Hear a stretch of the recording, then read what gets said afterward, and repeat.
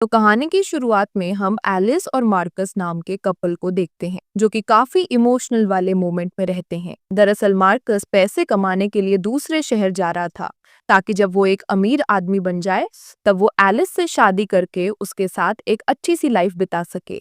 मगर जैसे ही उसने पैसे कमाने शुरू कर दिए तो वो धीरे धीरे एलिस को भूल जाता है। जहां अब वो इतना अमीर हो चुका था कि जिस भी चीज पे उसकी नजर जाती तो वो आसानी से उस चीज को खरीद सकता था। वो हर दिन अलग अलग लड़कियों की गुफा में धमाके करता है और जब भी वो अपने काम पर आता था तो वो जानबूझकर सारे एम्प्लॉय से ज्यादा ही काम करवाता है ताकि वो बहुत सारे पैसे कमा सके। उसके सारे एम्प्लॉय उससे परेशान हो गए थे, लेकिन वो इस सिचुएशन में मार्कस को कुछ कह भी नहीं पाते। थोड़ी देर बाद जब मार्कस भी अपने ऑफिस में आया तो उसकी असिस्टेंट उसे एक लेटर देती है और बताती है कि एलिस नाम की एक लड़की तुमसे मिलना चाहती है और वो कई बार हमारी कंपनी के सामने बैठकर तुम्हारा ही इंतजार करती रहती है। ये सुनकर मार्कस को जरा भी फर्क नहीं पड़ा, उसे बस पैसे से मतलब था। तो वो एलिस के लेटर को अच्छे से भी नहीं देखता और अपनी असिस्टेंट को कहता है कि तुम्हें इन फालतू के कामों पे ध्यान नहीं देना चाहिए। जिसके बाद शाम के समय जब वो एक शॉप में गया तो वहाँ एक काला सा आदमी दुकानदार से पैसे लेने की कोशिश कर रहा था। वो जबरदस्ती एक नकली डिस्काउंट का कूपन दिखाकर कहता है कि इस कूपन के बदले मुझे सामान नहीं बल्कि पैसे चाहिए, लेकिन दुकानदार तो बस यही कहता रहता है कि तुम्हें कूपन के बदले सामान ही मिल सकता है। और इसी चीज के चलते उन दोनों की वहाँ पे बहस शुरू हो जाती है। मगर पीछे से मार्कस से ये सब देखा नहीं गया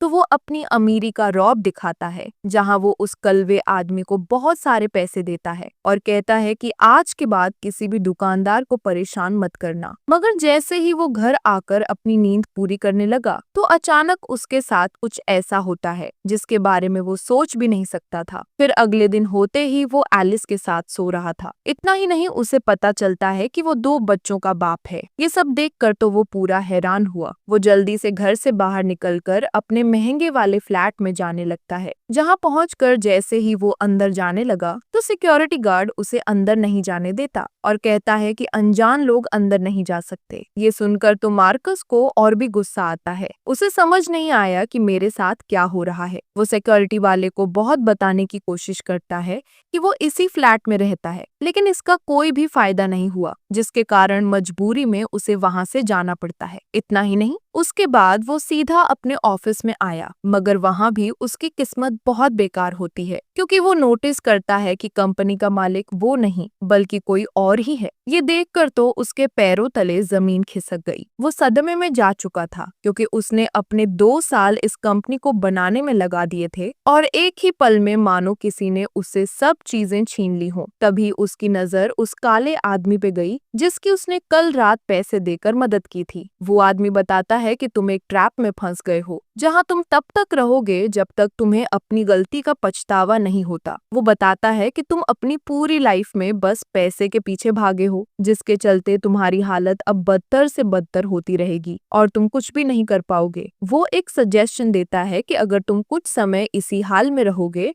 तो सब चीजें वापस से ठीक हो जाएंगी। ये सुनकर तो मार्कस पैनिक करने लगा। उसे कुछ भी समझ नहीं आ रहा था, साथ ही वो गुस्से में पागल होने लगता है। उसे किसी भी हाल में अपनी पुरानी वाली लाइफ में आना था, लेकिन इस समय वो कुछ करने के हाल में नहीं रहता। थोड़ी देर बाद जैसे ही वो अपने घर आया तो एलिस उसे जोरों से गले लगाती है और कहती है कि तुम इतनी सुबह घर से चले गए थे तो मुझे तुम्हारी फिक्र होने लगी थी। आगे वो उसे बहुत प्यार से ट्रीट करने लगी, जिसे देखकर मार्कस और भी नर्वस हो गया और वो एलिस से अच्छे से बात भी नहीं कर पाता। फिर वो सीधा अपने रूम में आया, लेकिन तभी उसे पता चला कि आज रात उन्हें एक पार्टी में जाना है।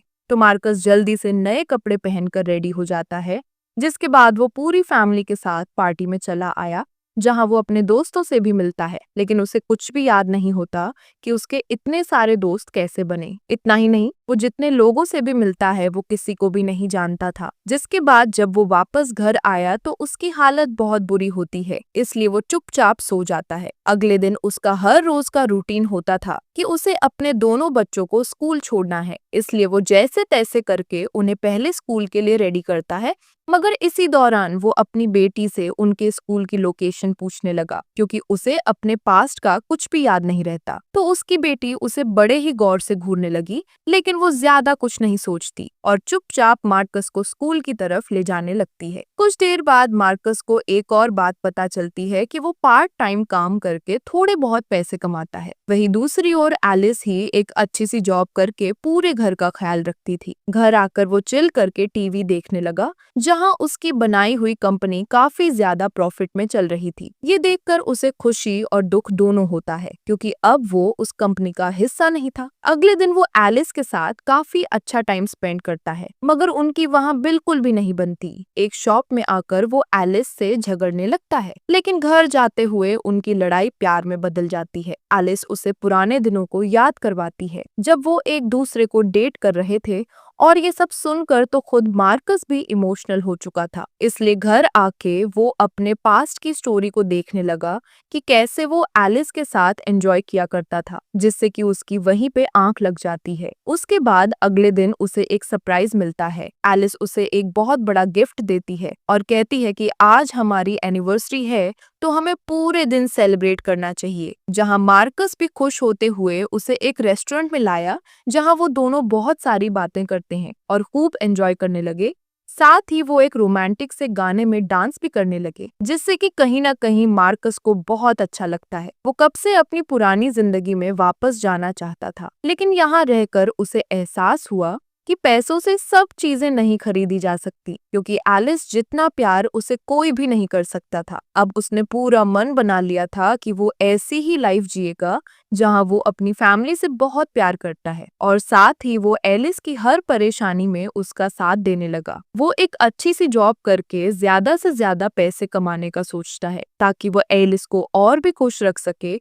और उसकी किस्मत यहाँ पे बहुत अच्छी होती है, क्योंकि अचानक से एक दिन उसकी मुलाकात अपनी कंपनी के एक बूढ़े आदमी से हो गई, जो कि काफी ऊंची पोस्ट में था। मार्कस को लगा कि भले ही वो अपनी ही कंपनी का मालिक नहीं बन सकता, लेकिन वो दोबारा से एक नई शुरुआत करके उस कंपनी को और भी बड़ा कर सकता है। इसलिए वो उस बूढ़े आदमी को बहुत सारे आइडियाज बताता है, जिससे कि वो ज्यादा से ज्यादा प्रॉफिट में आ सके। और ये सब सुनकर वो बूढ़ा आदमी हैरान हुआ, इसलिए वो कंपनी का एक कार्ड देते हुए कहता है कि कल तुम मुझे ऑफिस में आके मिलना, वहाँ मैं तुम्हारी जॉब लगवा सकता हूँ। मार्कस तो इससे बहुत खुश हुआ, इसलिए अगले दिन वो सीधा कंपनी में आकर सारे हाई पोस्ट वाले लोगों को इम्प्रेस करना शुरू करता है। उसने ये कई बार किया था। साथ ही वो जानता था कि कंपनी के किस आदमी को कैसे हैंडल करना है, तो वो आसानी से सब काम बहुत इजीली से कर लेता है, जिससे कि उसे एक हाई सैलरी की पोस्ट ऑफर होती है। और यहाँ पे मार्कस खुशी से ये बात एलिस को जाके बताता है। साथ ही वो उसे एक फ्लैट दिखाता है और कहता है कि कुछ महीनों बाद हम लोग इस जगह रहने वाले हैं, क्योंकि मैं अब से एक अच्छी जॉब करने वाला हूँ। ये सुनकर एलिस का रिएक्शन और भी बेकार हो गया। वो कहती है कि तुम्हें ये जॉब नहीं करनी चाहिए, क्योंकि अभी से तुम फ्लैट और बड़े बड़े सपने देखने लगे हो, तो आगे जाके पैसों की वजह से तुम पूरी तरह से बदल जाओगे। साथ ही वो उसे एक टिकट दिखाती है, जो कि मार्कस की थी, और ये टिकट तब की होती है जब फर्स्ट टाइम मार्कस दूसरे शहर पैसे कमाने के लिए जा रहा था। एलिस कहती है कि अगर तुम उस समय दूसरे शहर चले जाते तो आज कभी भी हमारी फैमिली नहीं बन पाती। और यहाँ मार्कस को एक चीज समझ आ जाती है कि वो जब दूसरे शहर गया था तो वो पैसों के पीछे भागने में तुला था, जिससे कि उसने कभी भी फैमिली बनाने का नहीं सोचा। और वही ये उसकी दूसरी जिंदगी होती है, जहाँ वो दूसरे शहर नहीं गया था और उसने अपनी फ्लाइट छोड़कर एलिस के साथ रहने का ही फैसला किया होता है, जिससे कि आज उसकी ये फैमिली वाली लाइफ चल रही थी। फिर अगले दिन हम देखते हैं कि मार्कस अपने बच्चों के साथ खेल रहा है, जहां वो अपनी इस लाइफ से बहुत खुश था और उसने सोच लिया था कि वो अपनी कंपनी में काम नहीं करेगा, बल्कि वो थोड़े बहुत पैसे कमा के ही ऐसी खुशहाल जिंदगी जिएगा। लेकिन जब उसकी ये हैप्पी लाइफ शुरू हुई थी, तो तभी उसे एक झटका लगता है, क्योंकि अचानक उसकी मुलाकात फिर से वही कलवे आदमी से हुई जो कहता है कि तुम्हें सब चीज का सबक मिल गया है, तो अब तुम्हें वापस से अपनी असली वाली लाइफ में जाना होगा। ये सुनकर मार्कस थोड़ा गुस्सा हो गया। वो वापस से पैसों वाली जिंदगी नहीं जीना चाहता था, मगर उसे भी पता था वो तकदीर को नहीं बदल सकता। इसीलिए घर आके वो आखिरी बार अपनी पूरी फैमिली से मिलता है और एलिस से कहता है कि मैं तुमसे बहुत प्यार करता हूँ, तो मैं तुम्हें दूसरी दुनिया में अपने से दूर नहीं जाने दूंगा। एलिस को उसकी एक भी बात समझ नहीं आई, जिसके बाद मार्कस सोने के लिए चला जाता है और जब अगले दिन उसकी नींद खुली तो वो देखता है कि वो वापस से अमीर आदमी बन गया है। वो जल्दी से घर से बाहर जाने लगा, जहाँ एक लड़की उसका इंतजार कर रही थी जो कि पकड़म पकड़ाई खेलने के लिए आई होती है, मगर मार्कस किसी भी चीज पे ध्यान नहीं देता और सीधा एलिस को ढूंढना शुरू करता है। लेकिन उसे कहीं भी एलिस के बारे में पता नहीं चला, तो वो अपनी असिस्टेंट को कॉल लगाकर उस लेटर का एड्रेस पूछता है जो कि उसे एलिस के नाम से आया था। उस लेटर की मदद से वो सीधा एलिस से मिल पाता है, मगर यहाँ पे उसे एक बुरी खबर के बारे में पता चला कि एलिस पैसे कमाने के लिए दूसरे शहर जा रही है। ये जानकर मार्कस पूरी तरह से टूट गया था, पर वो हिम्मत रखकर उससे बात करने की कोशिश करता है, जहाँ एलिस बताती है कि मैं तुमसे बहुत गुस्सा हूँ क्योंकि तुमने आज तक मुझे एक कॉल भी नहीं की और आज जाके तुम मुझसे मिलने आए हो। मार्कस उससे माफी मांगता है, लेकिन अब बहुत देर हो चुकी थी क्योंकि एलिस एयरपोर्ट के लिए निकल जाती है। मगर दूसरी ओर मार्कस का बुरा हाल हो रहा था। उसे एलिस की बहुत याद आती है, इसलिए वो वापस से उससे मिलने एयरपोर्ट में चला गया, जहां उसकी किस्मत अच्छी होती है क्योंकि एलिस अभी भी फ्लाइट में नहीं बैठी थी। मार्कस चिल्लाते हुए उसे अपने प्यार के बारे में बताता है और कहता है कि अगर तुम दूसरे शहर चली गई तो मैं कभी भी खुश नहीं रह पाऊंगा। वो एक आखिरी मौका मांगता है ताकि वो अपने इस रिलेशन को वापस से सुधार सके, और यहाँ पे एलिस भी काफी ज्यादा इमोशनल हो चुकी थी, तो वो ये शहर छोड़कर नहीं जाती और मार्कस के साथ डिनर करने लगती है। और इसी के साथ हमारी ये मूवी एंड होती है। अगर मूवी अच्छी लगी हो तो वीडियो को लाइक करके चैनल को सब्सक्राइब कर देना। मिलते हैं फिर अगली वीडियो में।